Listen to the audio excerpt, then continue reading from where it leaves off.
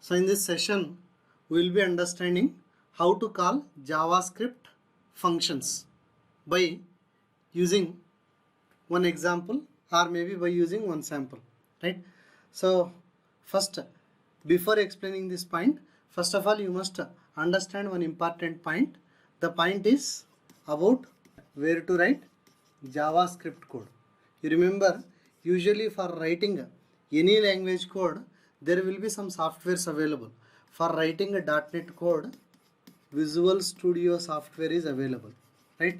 Similar way, for writing Java code, Java language code, there are many tools like Eclipse, JBuilder, IBM RAD, NetBeans, something like this. Lot of tools available. Similar way, for writing JavaScript, which tools are available? Remember, for writing JavaScript code, there are many tools available.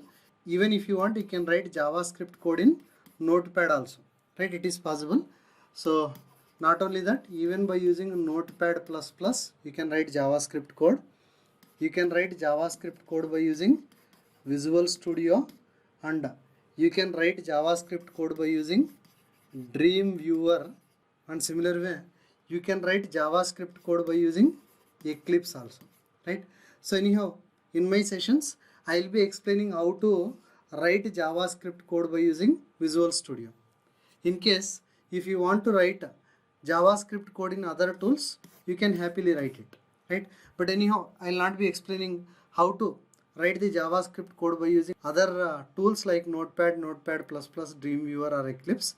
I will be explaining how to write JavaScript code by using only Visual Studio. In case if you want, you can use Visual Studio full version, or otherwise at least you can install Visual Studio Web Developer, right? In case if you are a .NET programmer, you no need to install even Visual Studio Web Developer also. In case if you are not aware of .NET, you can install at least Visual Studio Web Developer version, which is a lightweight software which will not take much space in the computer. Okay, so in case if you are a Java developer, if you are having Eclipse or a Dreamweaver, if you want, you can write the JavaScript code by using any of these tools. Okay, so in case if none of these softwares are available, I recommend you to use Visual Studio Web Developer, right? So I believe you understood the point. Now let us come back. Now I will try to explain one JavaScript sample. So let me explain before writing the code what I am going to do. In my sample, I will be creating a dummy HTML page with the name a.html, and in that a.html page I will create two button controls. One is submit 1 and second one is submit 2, right? So in the same a.html file, I will create JavaScript functions, one with the name function fn1, and when someone calls this fn1 function, I will try to display the output. Okay, so anyhow, remember in JavaScript, if you want to display the output, you are having two mechanisms. One is by calling alert function, and the second one is by using something called as document.write. I strongly recommend you to not use document.write approach. I recommend you to use alert approach as of now. So anyhow, there are some problems associated with the document.write function. I will explain those things later. But remember, alert and document.write both are predefined functions available in JavaScript. Okay. Now I will try to display the output by using alert. Alert, I'll say hello, right? So remember, when someone calls this alert function, or when the alert function is executed, you will see the output, whichever is passed into the alert box or into the alert function, that will be displayed in a small pop-up window, pop-up box. Pop-up box, that box is called as alert box or alert window. So after creating a function with the name fn1, when the end user clicks on the submit button or submit one button, I will be calling the JavaScript function fn1, or in simple words, I will be calling fn1 function when the end user clicks on submit one button. Similar way, in the same a.html file, I will create another JavaScript function with the name fn2, and I will also create one more JavaScript function with the name fn3. Inside the fn3 I will try to display some output by using a document.write, and then hi I will be writing, and I will try to call the fn3 function from fn2. How to call? Very simple, fn3 of parenthesis semicolon. Since this fn3 function is not expecting any input, you are just simply typing parenthesis and semicolon. And now if you observe carefully, you will understand that we will be calling fn3 function from fn2. But anyhow, who will call fn2 function? That is also one important point. Now I would like to call the fn2 function from the submit to button. Whenever the user is moving the cursor, whenever the cursor comes on top of the submit to button, I would like to call the fn2 function. fn2 function must call fn3 function. So now you may be wondering why I am calling fn2 function first, and later within the fn2 function why I am calling fn3 function. Very simple, just for explaining the concept. I said we can able to call a JavaScript function either from some other JavaScript function, or we can able to call a JavaScript function from an HTML event.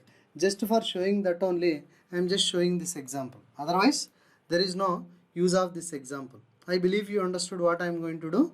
When the end user clicks on submit one button, I will call fn1 function. When the end user moves the mouse on top of the submit to button, I will call fn2 function. fn2 function will be internally calling fn3 function. Believe you understood? Now the same example I will try to directly write it in my Visual Studio software. Remember, in case if you are not having Visual Studio software, I strongly recommend you to install Visual Studio software. At least Visual Studio Web Developer you try to install. Okay.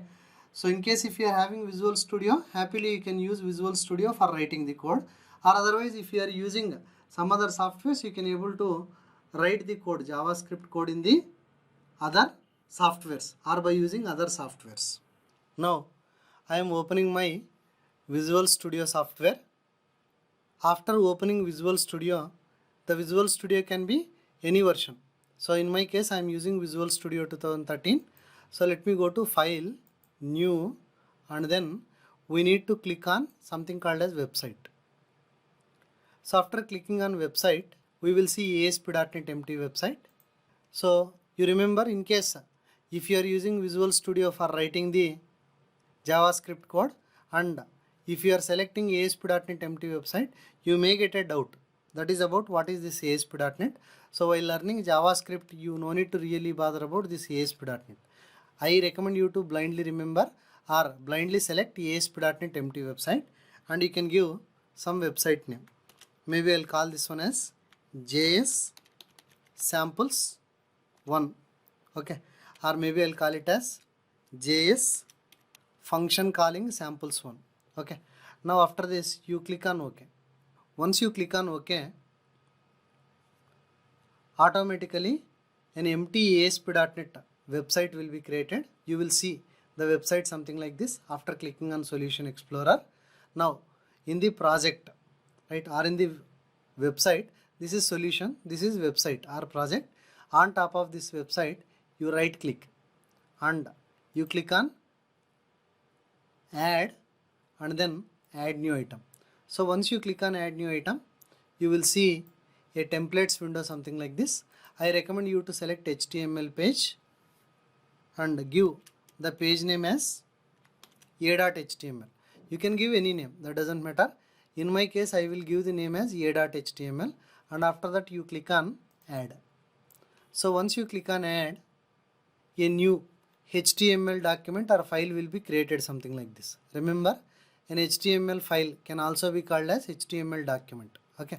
So inside this body, first I need to create two buttons. How to create a button? You can create by using input type submit id is equals to btn1 value is equals to submit 1. Similar way you can create another submit button by writing input type submit, id maybe btn2, and this value I'll change it to submit to. After doing all these things, now in the header portion I will write JavaScript code. Sometime back I already told you that we can write JavaScript code either inside header or inside body, but I told you that it is recommended to write JavaScript code in header portion. Now let me write script type is equals to text slash JavaScript. You observe carefully, when we are typing the code in Visual Studio, we will be getting IntelliSense, right? So what does that IntelliSense means? I think you will be knowing. When you are typing Angular bracket, see this window is coming. So this is helping window. This is also called as IntelliSense window. So you write script space type. You observe in the window automatically that word is coming. Now you type text slash JavaScript end Angular bracket. Now inside this I will write a function. You observe again JavaScript code is coming in the IntelliSense window. Function, I will declare fn1 function, open curly bracket, end curly bracket. I recommend you to type left curly bracket and right curly bracket one after the other, and after this inside this you write alert, maybe hello, and then semicolon. Next similar way I write another JavaScript function named fn2 open curly bracket end curly bracket, another function with the name fn3, and here I will write document dot. You observe the IntelliSense window is showing document. I recommend you to use the lowercase document, don't go for uppercase document. Anyhow later you will be understanding difference between both. So document dot write. You observe write is a function parenthesis. So it is asking us to pass some string content. So you can use single quotations or double quotations for passing string content.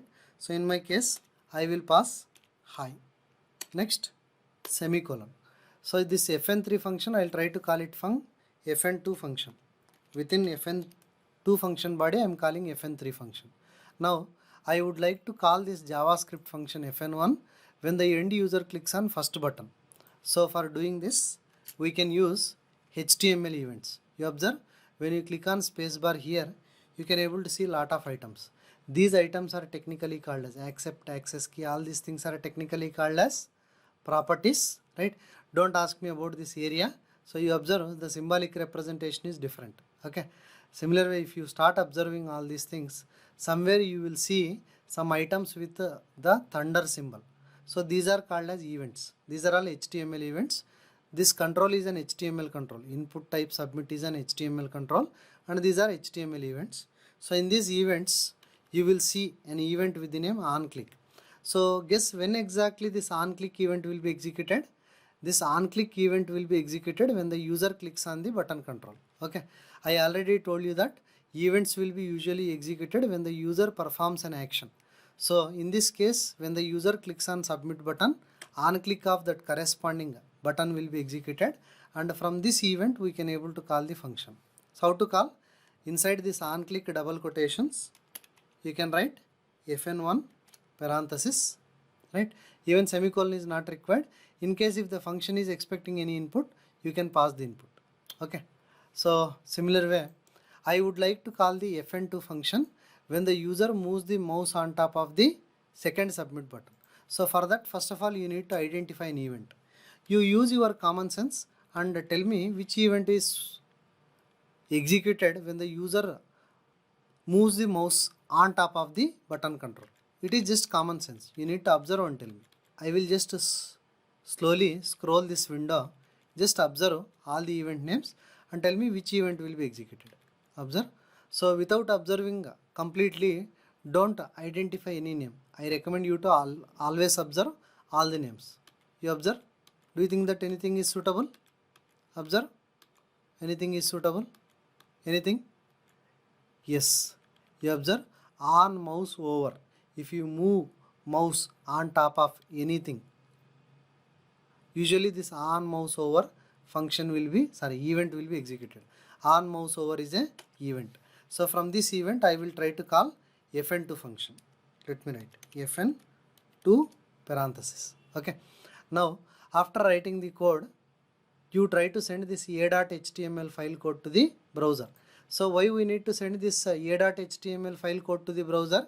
Because in the browser only the HTML and JavaScript code will be executed. Remember, you may be writing JavaScript code and HTML code in Visual Studio, but finally the HTML and JavaScript code must be sent to the browser, and the browser will execute that HTML and JavaScript code.